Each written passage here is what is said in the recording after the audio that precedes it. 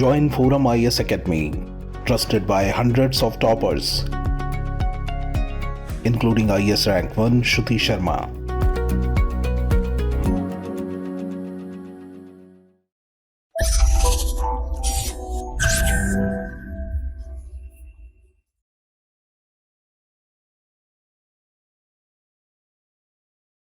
Hello and welcome to ForumIAS.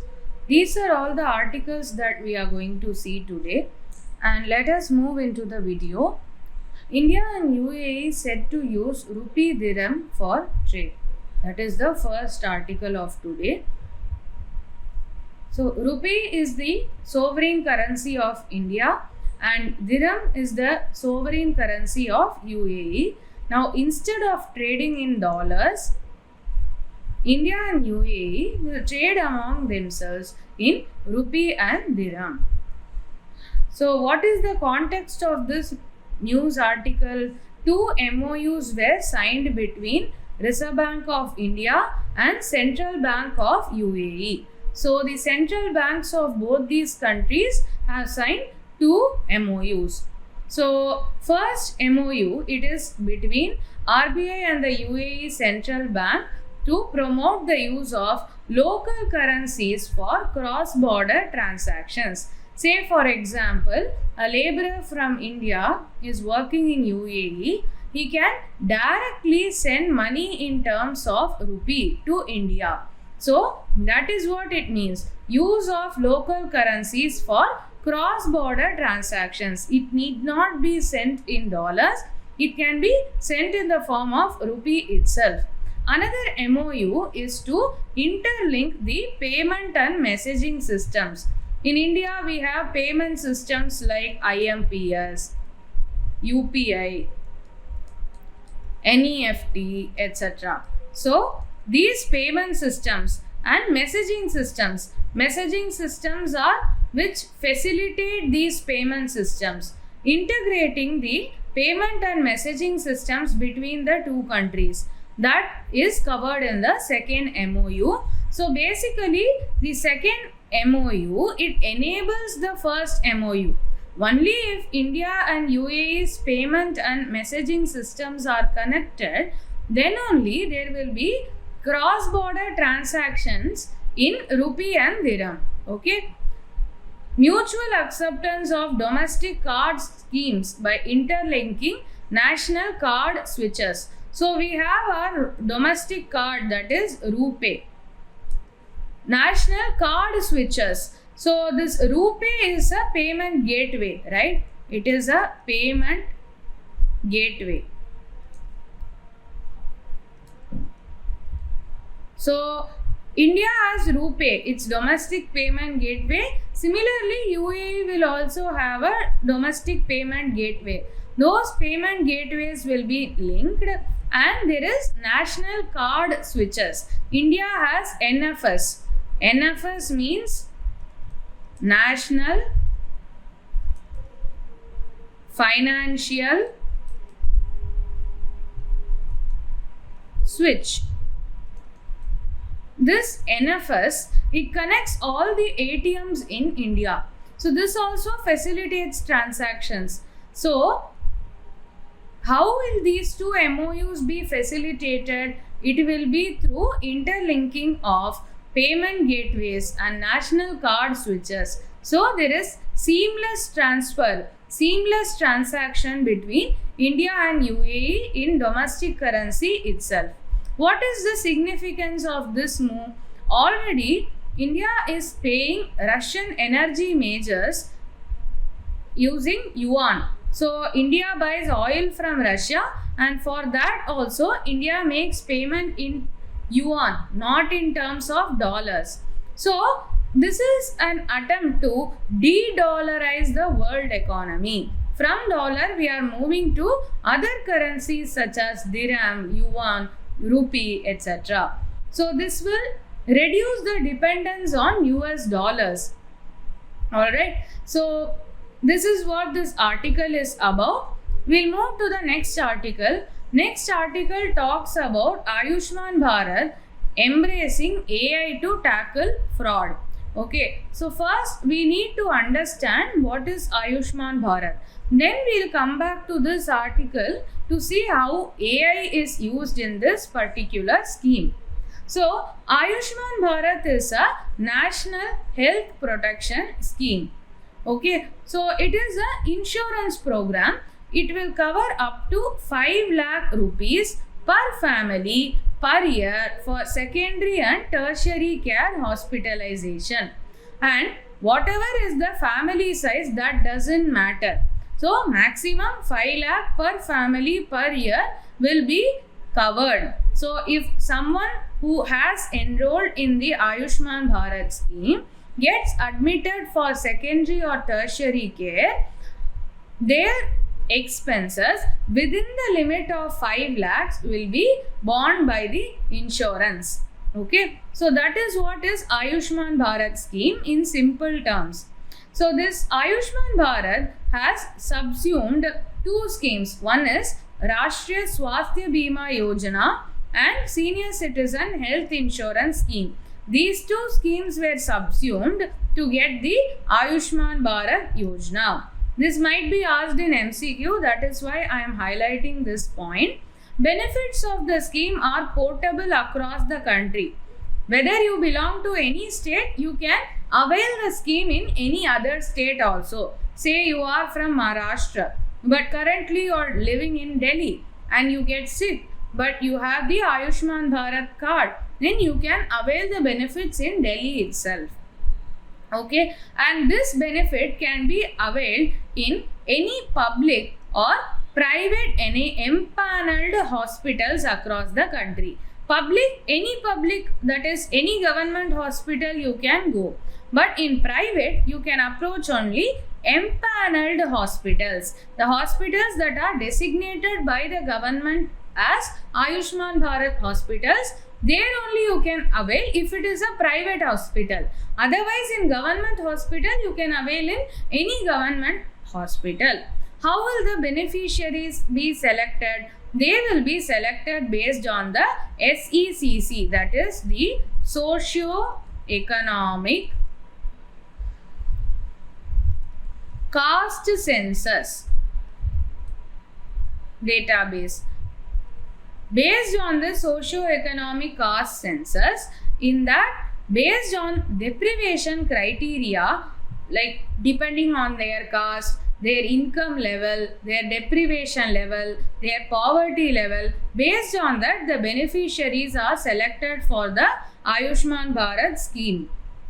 Okay, in order to coordinate between center and states, there is a Ayushman Bharat National Health Protection Mission Council, and this council is headed by the Union Health and Family Welfare Minister. Similarly, there will be a state health agency which will implement the scheme. This state health agency is available in each and every state. Okay, there is no restriction on the basis of family size, age or gender. This we have already seen, I mentioned earlier. And also, generally when you enroll in an insurance scheme, the benefits will not kick in from the day one. They will have a cool off period. So let us say that I enroll in an insurance scheme on July 15. Okay, so there will be a cool off period, say 6 months. Only after the passage of these 6 months I will be eligible. But the speciality of this Ayushman Bharat Yojana is, in this scheme, a person who has enrolled in this scheme, they will be eligible from the day one itself. That is, all kinds of diseases are covered from day one of the Ayushman Bharat policy. Okay, so that is a very good feature of this scheme, and it not only includes the hospitalization expense, it also includes the pre and post hospitalization expenses. Pre-hospitalization, you might be taking some treatment on outpatient and you might have purchased medicines and all, and then you later got admitted. So that pre-hospitalization expense, after hospitalization you are at home, you need regular checkups. That is post-hospitalization expense. These are also covered under the Ayushman Bharat scheme. Now, what is the funding between state and center in this scheme? For all states and UTs with their own legislature, the sharing is 60-40. 60% funding will come from the center, 40% will come from the state. 90-10 is the sharing mechanism in northeast states and 3 Himalayan states of Jammu and Kashmir, Himachal and Uttarakhand. 90% of the funds will come from the center, 10% will come from the state, and 100% central funding for UTs without legislature. So we already saw that in this Ayushman Bharat, it covers only secondary and tertiary hospitalization. What about primary health? So already we have a network of primary health centers in India. Okay, primary health centers. So these primary health centers, they will be remodeled into wellness centers. Okay, so this wellness center is much more broader than a primary health center. It will cater to majority of services like detection and treatment of cardiovascular diseases, common cancer screening, mental health, care of the elderly, eye care. So this wellness center is the base. For primary care, we have the wellness center. Okay, so it is much more comprehensive than the previous primary health center. And for secondary and tertiary hospitalization, we have the health insurance scheme, in which 5 lakh per family per year will be given if there is a hospitalization. So this is about the Ayushman Bharat scheme. What is mentioned in this article is that there are about 0.18% of authorized hospital admissions that have been confirmed as fraud. How is this fraud detected? Initially, before we used AI to detect these frauds, earlier the National Health Authority, which implements the Ayushman Bharat Yojana, they issued comprehensive anti-fraud guidelines. And these guidelines and anti-fraud advisories were issued to the states and union territories also. And there was a National Anti-Fraud Unit which was created under the National Health Authority for overall monitoring and implementation of anti-fraud framework support by state anti-fraud units. So basically the National Health Authority, they are the implementing agency for Ayushman Bharat Jan Arogya Yojana. They have developed anti-fraud guidelines, and National Health Authority has asked the states to implement these, and National Health Authority has also formed National Anti-Fraud Unit under the National Health Authority for overall monitoring and implementation. So the National Health Authority, they formed a National Anti-Fraud Unit which will enforce and it will help the state anti-fraud units to implement the anti-fraud guidelines. Okay. There was also the feature of Aadhaar-based biometric verification of beneficiary at the time of admission and discharge. This is also there when they get admitted and when they leave the hospital. Both these times their Aadhaar-based biometric details are collected. Okay, so how is AI used? Already we have anti-fraud guidelines and already Aadhaar is being used. In this context, how is AI used?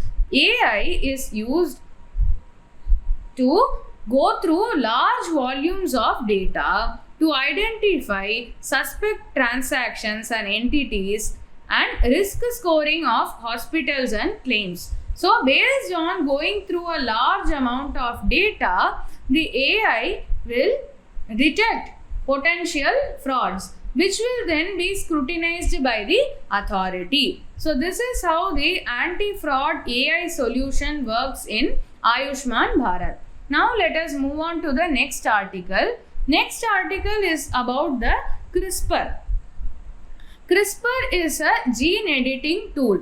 Here it is given genetic editing tool. So what they are doing with this gene editing tool is that they are taking this component called as lignin. Okay, so lignin.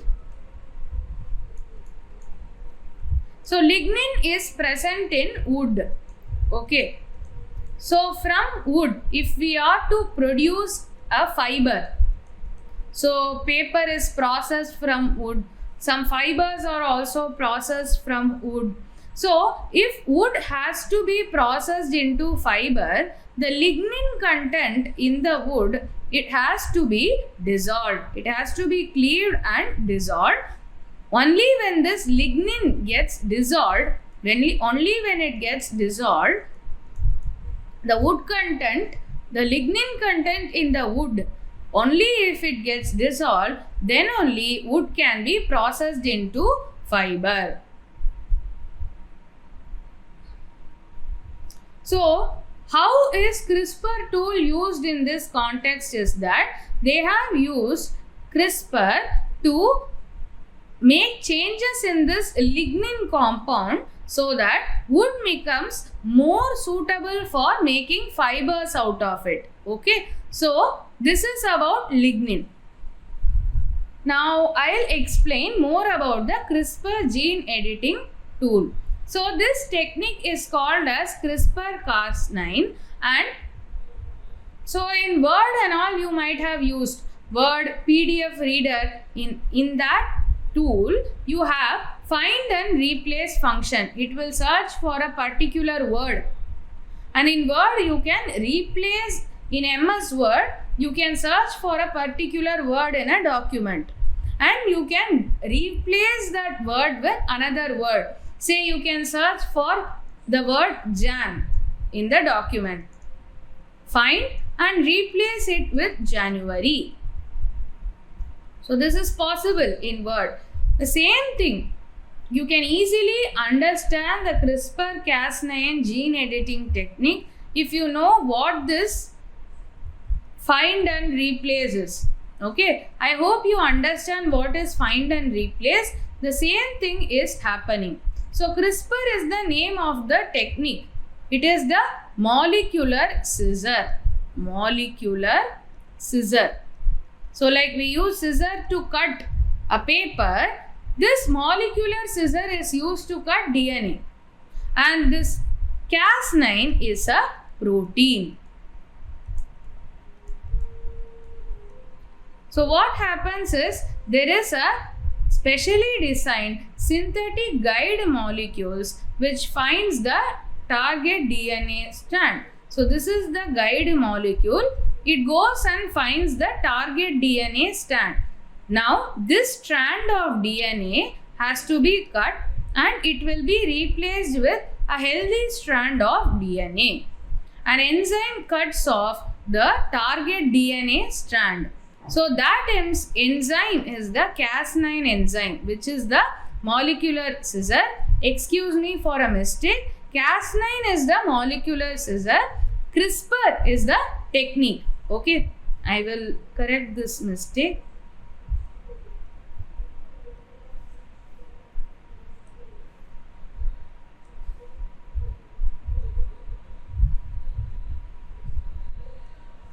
Okay, so this protein is a molecular scissor. Okay, this protein will cut the defective DNA strand and the defective DNA strand is replaced with a healthy copy. Now in the place of defective DNA strand, there is a healthy copy. Okay, this is how the CRISPR-Cas9 technique is employed. So in this particular news article, they are talking about lignin. So what happens here is that the CRISPR-Cas9 technique is used to genetically alter this lignin that is present in wood. so that the wood becomes more suitable for being processed into fiber. Okay, so that is it for this article. Let us move to the next article. This article is a very interesting article and it is important from mains perspective. Very important from mains perspective. Okay, so let us go into the article. Recently, a GST Council meeting concluded, and in that meeting, it was decided that a tax of 28% will be applied on the full face value of the placed bets. What is this? We will see. What was the reasoning given by our finance minister was that online gaming is not an essential good. How can we promote online gaming over and above essential good? If it is a essential good, then you can impose 0% tax rate, 5% tax rate, even 18% tax rate, right?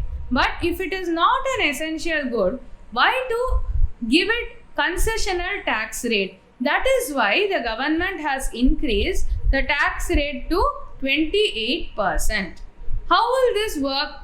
So, in this article, they have mentioned about 28% GST on full face value of placed bets. What does this mean?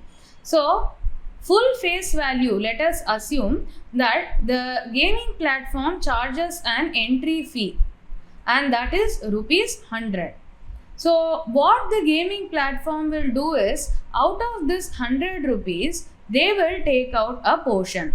And this portion they will keep as gross gaming revenue, GGR. This GGR, that is the portion of the entry fee that is earmarked by the gaming platform, is the fee to run the game and the overall platform. They will run the overall platform, they will cover the expenses of running the platform from this GGR, and remaining money is transferred to the prize pool. So, for example, out of this 100 rupees, let us say the gaming company earmarks rupees 20 as GGR. Earlier, this GGR was liable to be taxed at 18%. That means there is 3.6 rupees as taxes. But what will happen now is that instead of imposing tax on the GGR, the tax is imposed on the full value of the placed bet. That means the full value in our example is 100 rupees. On this 100 rupees, 28% tax will be applied. So the tax amount is rupees 28. Earlier they used to pay 3.6 rupee as taxes, and now they have to pay 28 rupees as taxes. So the gaming industry says that it will hurt the industry in a very significant manner because of such a sharp rise in the taxes.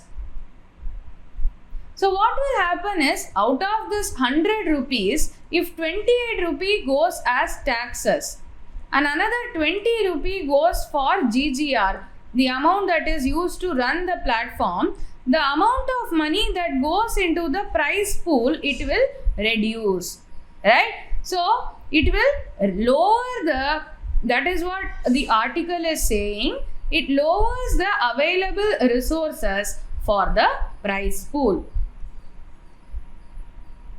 So at present, 30% taxation is levied on the user's final winnings also. So if someone has won the prize money that is pooled from number of users, even after winning, this winner is taxed 30%. So this is a very high rate of taxation and this will hurt the gaming industry. That is the argument of the gaming companies. What are the other concerns? So a tax burden where the tax will exceed the revenue. So in this case, 20 rupees is the revenue, but tax is 28%. So taxes are exceeding the revenue. So it will make the online gaming industry unviable. So instead of paying taxes, black market operations will increase. And also, if there is so much of taxation, it will also discourage viable investments. Okay, and if there is lesser prize money, it will also lower the engagement, and at the end of the day they will get lesser revenue also. And there is one more thing that is discussed when it comes to online gaming, that is game of skill versus game of chance. So in this current scheme of taxation where everything is online gaming is taxed at 28%, online gaming is bunched together with gambling. Gambling is a game of chance, but gaming is a online gaming, say for example PUBG and all, they are game of skill. So the gaming industry says that this decision combines game of chance and game of skill. You are imposing such high taxes on gambling, that is okay, but gaming is a game of skill. It can't be clubbed together with the game of chance. That is what is the argument given. So now we have to understand what is a skill based game and what is a chance based game. Okay, so if it is a skill based game, the outcome is based on the psychological and physical abilities rather than the luck.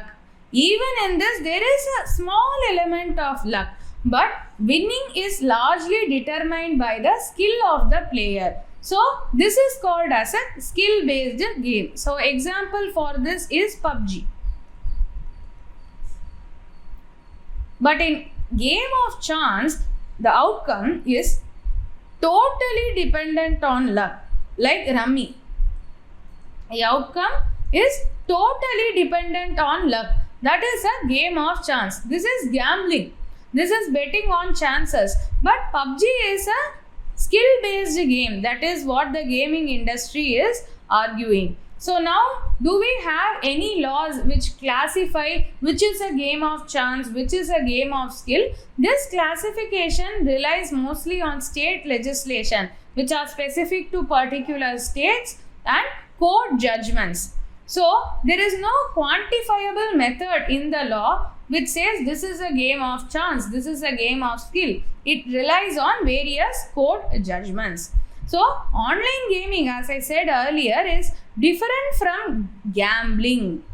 Okay, that is why the online skill based games are legitimate business activity. So if it is a legitimate business activity, it is a fundamental right under Article 19. So this is the argument of the gaming industry. Let us see what will happen in the future. Next, this article talks about the unethicality to continue using polio causing oral vaccines. We have all taken this oral polio vaccine in our childhood, but it is leading to vaccine derived polio. So that is why this article is arguing that this is unethical. But this article is in very much depth. So we will see only the crux of the article. So oral polio vaccine causes type 2 vaccine derived polio virus and vaccine associated paralytic poliomyelitis. So polio as a disease is caused by virus, and polio there is, like in diabetes we know there is type 1, type 2 diabetes, etc., which we saw earlier yesterday, right? In polio we have type 1, type 2 and type 3. So this oral polio vaccine, it is causing type 2 vaccine derived polio virus, that is VDPV, and vaccine associated paralytic poliomyelitis, VAPP. VDPP is infection of virus. VDPP will cause VAPP. VAPP is the actual paralysis that happens when the polio virus attacks the systems in our body. Okay, so wild polio virus, which occurs naturally in the wild, last case of type 2 wild polio virus was reported in October 1999. But these days there are 90% of vaccine derived polio virus outbreaks due to type 2 virus that is present in oral polio vaccines. So this oral polio vaccine contains live attenuated virus. This oral polio vaccine contains live attenuated virus, and 40% of all VAPP, that is poliomyelitis paralysis, are caused by type 2 oral polio vaccines that are used in developing countries like India, Pakistan, Bangladesh, etc. So there is a global polio eradication initiative. So this global polio eradication initiative is under the aegis of WHO, that is the World Health Organization.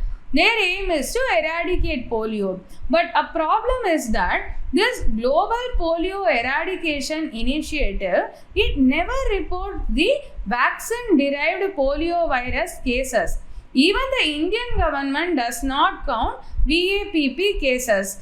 Just because there are no wild polio virus cases, we can't declare that we are completely polio free when there is still occurrence of vaccine derived polio virus. Even after knowing that this causes vaccine derived polio virus, it is unethical to administer such a oral polio vaccine. That is what this article is arguing. So this GPEI, they don't measure the vaccine derived polio virus. Even Indian government doesn't measure the vaccine derived polio virus. But data is available for 3 years, that is 1999, 2000 and 2001. In these 3 years, there were 181, 129 and 109 cases respectively.